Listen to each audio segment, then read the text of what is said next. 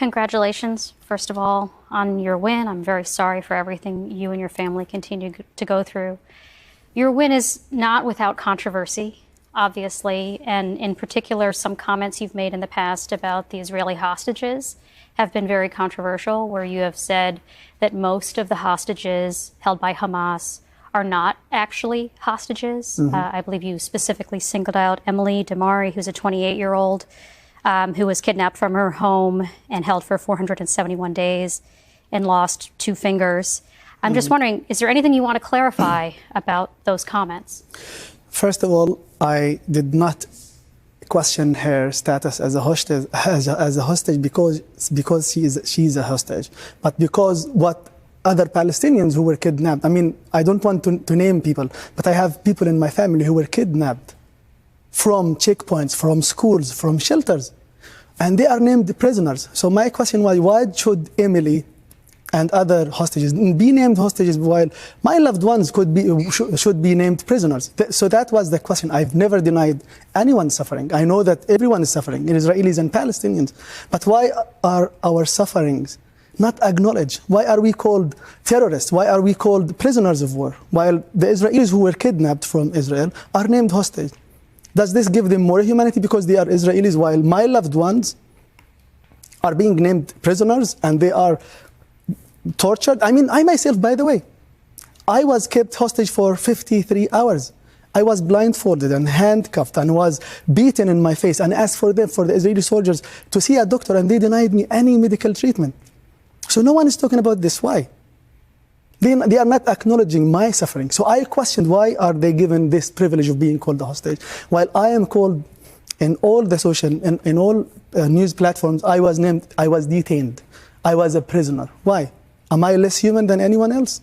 So that was the question. It was not the question that she was not kidnapped, that she was not tortured. I did not talk about any of this.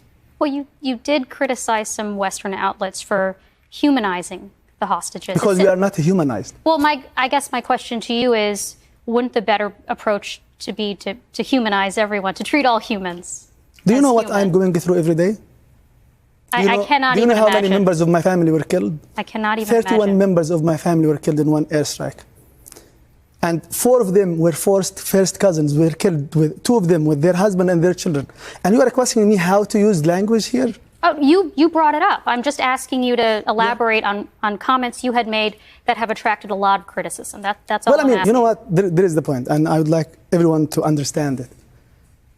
A Palestinian won a Pulitzer Prize. What do you expect the other side to say? Are they going to celebrate it? And by the way, the win is not my win as Mosab. It is for the stories that I shared with the whole world. And I promise you, there are so many stories that I haven't written. One story, because they mentioned that Emily was kidnapped for 500 days. And I'm not denying this. But I would like to tell you that a cousin of mine was killed in October 2023.